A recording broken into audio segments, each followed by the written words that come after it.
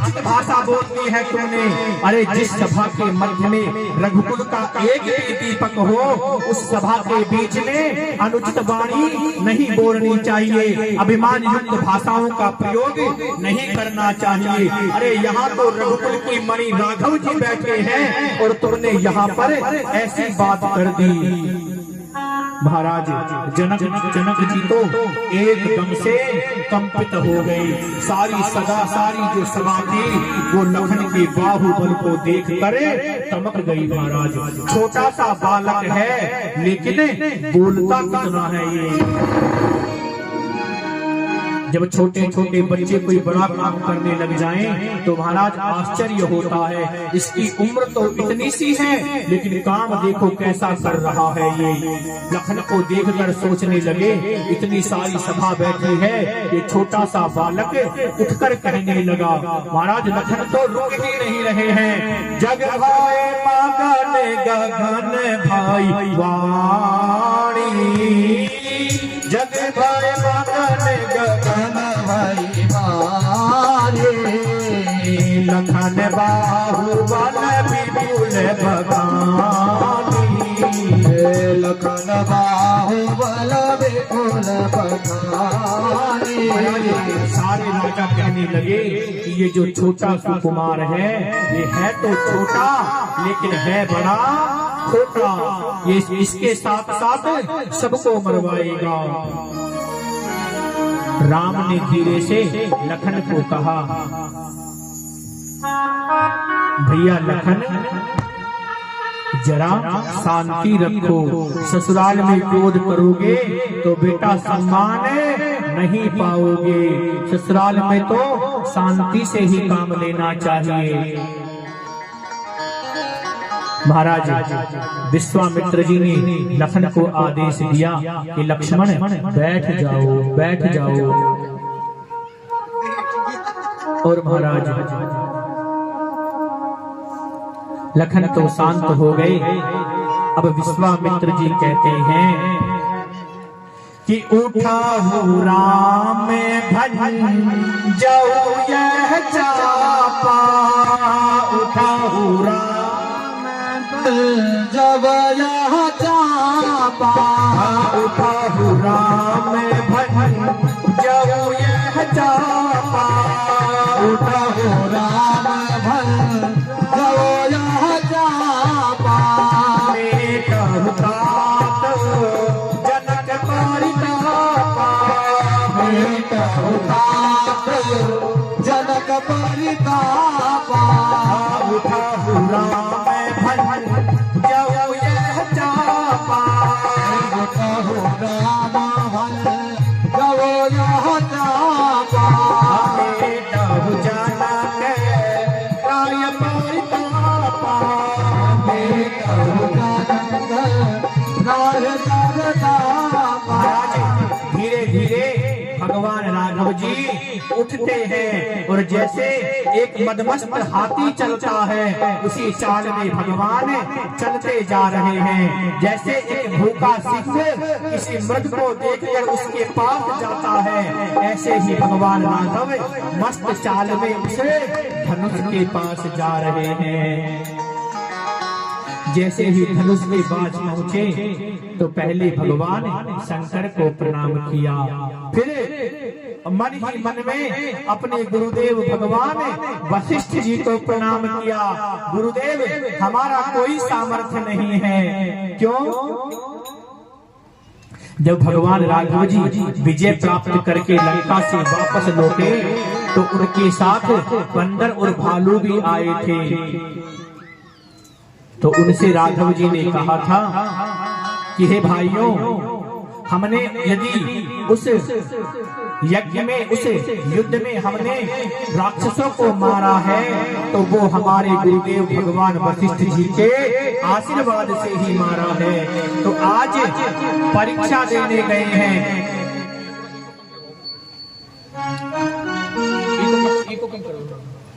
बोले आज परीक्षा देने गए हैं तो परीक्षा में किसका स्मरण करना चाहिए? गुरुदेव का। तो गुरुदेव का स्मरण करते हुए मन ही मन में भगवान प्रणाम करते हैं कि माना ही प्रणाम गुरु ही प्रणाम मन ही मान कीन्हा। गुरु है प्रणाम मन है मान कीन्हा। गुरु ही प्रणाम मन ही मान कीन्हा। गुरु है प्रणाम मन है मान कीन्हा। अति राघव उठाय धनु लीन्हा।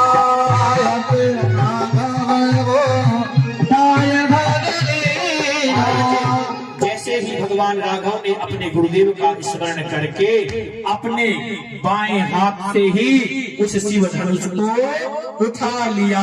बोले रामचंद्र भगवान की जय। जैसे ही महाराज राघव ने उस प्रत्यंचा को चढ़ाना प्रारंभ किया पिताम के उदाम निज निज बलयहु लेते चढ़ावत खेच दिगारे।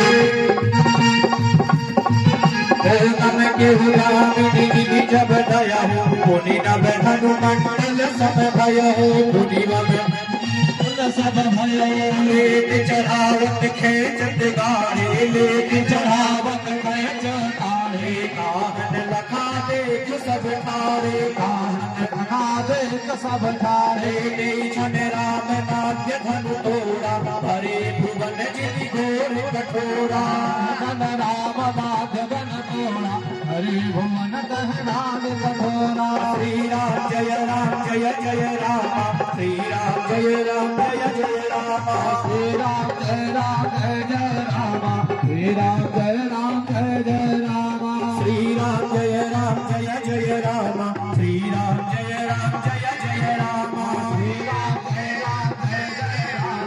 श्री राम जय राम जय जय राम। महाराज जैसे ही भगवान राघव जी ने धनुष को उठाया उसकी प्रत्यंचा को चढ़ाना प्रारंभ किया तो ही दो भाग में टूटकर वो धनुष परिणत हो गया।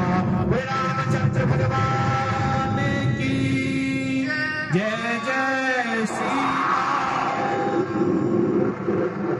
जैसे ही शिव जी का धनुष टूटा उस धनुष की गोर गड़गड़ाहट होने लगी।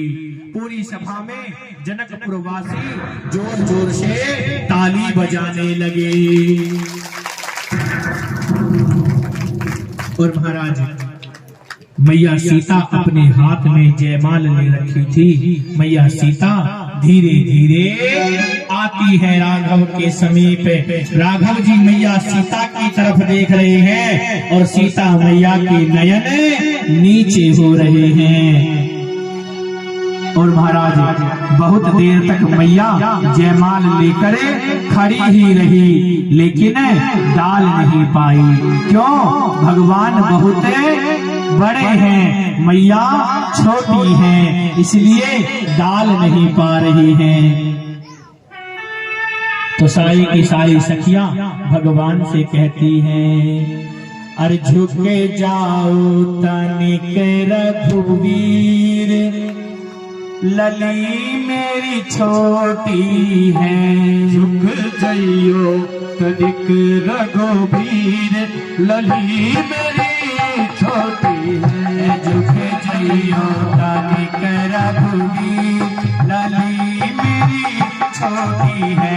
झुक जाइयो लला रघुवीर लली मेरी छोटी है।